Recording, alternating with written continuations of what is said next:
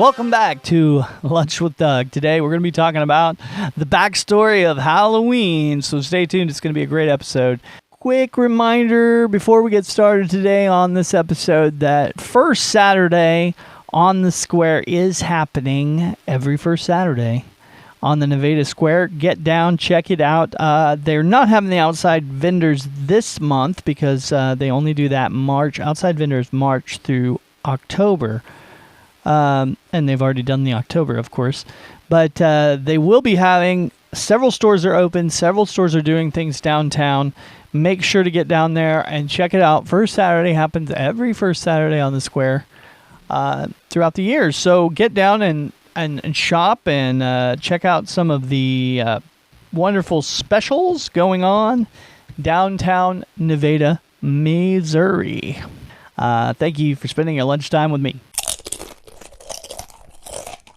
Welcome to a brand new episode of Lunch with Doug, a unique and fun experience brought to you by the creative minds at the Music Exurbia Project. Today's episode is made possible thanks to the generous support of our esteemed sponsors. Harry Frog Graphics, your go-to destination for all things graphic, located at 150 North Commercial, Nevada, Missouri. Reach out to them at 417-381-1077. Karen McNair, your friendly neighborhood nutritionist. Dial 269-267-4644 to learn about the monthly information class or to schedule a personal consultation. Boutique Marketplace, featuring more than 17 vendors, including the second edition shop inside. Located at 500 East Cherry, Nevada, Missouri, at the historic Village Mall property where the new Elite Fitness Gym is currently located. John's Barbershop, located at 121 West Cherry, Nevada, Missouri. Open Tuesday through Friday, they welcome walk-ins, no appointment needed. American Legion Post No. 2, located at 402 East Cherry, Nevada, Missouri. Newly remodeled with a clean, fresh look, gaming machines, and new smoke eaters.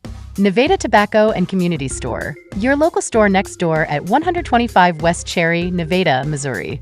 Open 7 days a week, featuring a variety of snacks, Missouri Lottery tickets, bottled drinks, and everyday products for everyone. Express Printing, offering print-based products, including banners, decals, signs, and vinyl decals upon request. Printed and cling-based removable decals for various applications. Conveniently located at 14144 East Highway 54, right next to Mr. D's. Contact them at 417-283-2056. Thank you for choosing to spend your lunchtime with us. Happy Halloween, everybody. Welcome back to another great episode of Lunch with Doug. Today we are celebrating the origins of Halloween, or the backstory of Halloween. So it starts, folks, roughly 2,000 years ago. It was a Celtic festival called Samhain. Halloween's origins trace back to that. This festival was celebrated in what's now Ireland, the UK, and northern France. They celebrated their new year on November 1st. Samhain marked the end of the harvest, the beginning of winter, often associated with death. And the Celts believed that on that night before the new year, the boundary between the living and the dead blurred and the ghosts returned to Earth. Now, that fact, folks, that's what I can find in pretty much everyone else's belief system on this. A lot of people don't pinpoint that being the common denominator in this holiday, but that's pretty much everybody buys into that idea that the spiritual and the natural are as close as they can get together in the year on this date. So the origins of the Celtic festival Samhain celebrated from October 31st to November 1st, making the end of the harvest and the beginning of winter.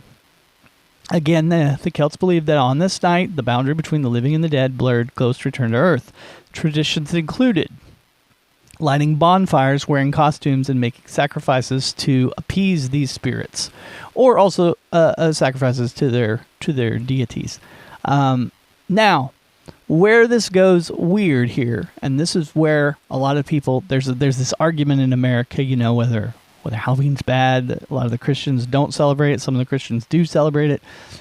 Just some people that non-Christian, whatever, they feel this. But this was a turning point here, because Samhain as a holiday is still celebrated with some religions and in some countries. This is still celebrated. So not so much the festival itself, That was the ancient Samhain, and then of course there's a modernized version of this. But this trick or treating thing, this is the part that I can find that really puts it on the fence here. Everybody believes that the spiritual and natural are close together.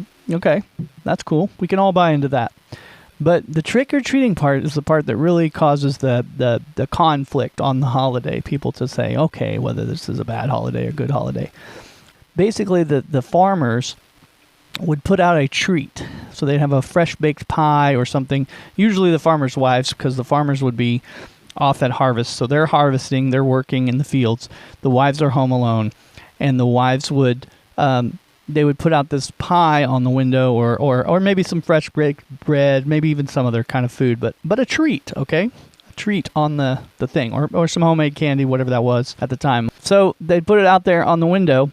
It was to appease the bad spirits, to protect them. The bad spirits would come along, they would get the treat. If they didn't get the treat, they would trick them. They would get a curse or something bad would happen, right? So what happened was these bandits, basically, they would disguise themselves as evil spirits, and they would go from house to house basically demanding food, trick-or-treating. And if they didn't give them something or leave it out, for them to pick up, the bandits would retaliate by burning the barn or killing some livestock or something even worse than that, committing some other acts of mischief or really just evil. And so that's kind of where that give our modern day trick-or-treating kind of a bad rep. Not necessarily everyone of ancient Celtics were not all celebrating that. That was maybe something they were believing that they needed to do something to protect them from the bad spirits, but that was some bad people coming along and acting that out. And so that kind of give that really a bad name for years to come. So then what happens? People said, well, okay, it was originally... A lot of people say it was originally a Wiccan or a witch holiday, and that's not really the case either, because again, we go back to that was an ancient Celtic festival. Yes, some of those Celtics might have been of that nature of religion, and some of them might not have been. It was an ancient deal. So the modern day, which is Wiccan, pagan, is what you would call it. Some of them also celebrate Samhain as a holiday, but again, not necessarily the same way as the ancient Celtics did. It's evolved differently for them because, like I said, in most cases they weren't necessarily that. They would have their own kind of religion back then. And then you hear this often that the Christians changed the holiday. And so here's what happened in the 9th century, which would have been Catholics. The Catholic Church established the All Saints' Day on November 1st to honor the saints and its martyrs. The night before, they called it All Hallows Eve. So if you hear that term, that comes from the Catholic Church. It's where that originated in the 9th century. And that eventually became known as Halloween. So ultimately, Halloween as we know it now is an American holiday. And really calling it Halloween really came from the Catholic Church, okay? And what the Catholics there are celebrating and believing is All Saints. They're celebrating their saints. And again, we're looking back at that common belief of the fact that the spiritual and the natural are as close as they can be. During the Middle Ages, the medieval practices, they had this thing called souling. And the poor would go door to door offering prayers for the dead in exchange for food, and a precursor of the modern trick-or-treating, often wearing costumes and masks to ward off evil spirits. So that kind of came in the medieval time, this other version of trick-or-treating. So you have a different, they're actually praying for prayers for the dead in exchange for food. So this was kind of more of a positive note on trick-or-treating. So as you look at trick-or-treating evolving throughout the time, it kind of starts off kind of with a bad nature, but then it kind of evolves. What we're getting, 19th century immigration to America, folks. The Irish and the Scottish immigrants brought Halloween traditions to North America, and the holiday began to evolve with new customs and practices. Like I say, Halloween as we know it really is an American holiday. Okay, so I'm going to jump back here and I want to look at a couple of the things that come with the Irish and the Scottish immigrants and what they sort of brought with them to this. One of the things that they did we're going to look at the jack-o'-lanterns. This is where jack-o'-lanterns came. And these originated from an Irish myth about Stingy Jack, who tricked the devil and was doomed to roam the earth with only a hollowed-out turnip to light his way. When the Irish immigrants brought this tradition to America, they used pumpkins, which were more plentiful in America, and that is where the jack-o'-lantern originated. So that comes from, again, an Irish myth that was added to the equation of things as immigration came to America. Early 20th century commercialization, of course, that's really what brought us Halloween. So I can see many companies really wanting to sell candy. What a great time to make money in the candy industry during Halloween, right? So Halloween became more commercialized in North America with an emphasis on community-based activities, parties, and children's celebrations. Traditions like trick-or-treating, pumpkin carving, and costume parties became popular. So, and then as we moved into the modern day, shows like the Halloween special of Charlie Brown, where they're dressing up and they're having the Bobbin for Apples party and the Halloween party and stuff, and all that plays in. And then you get movies like Halloween, which really brought the gore back into it. The haunted trails and all that stuff started really evolving from movies, from people just wanting to be scared, and it becomes that scary season because it's darker outside and all this. So they just kind of throw this all together, and this is what comes out the American Halloween that we have as we know it today. With our trick-or-treating, our pumpkin carving, our costume parties, and all of that coming up. But modern day worldwide celebrations, there's still a lot of stuff going on with this.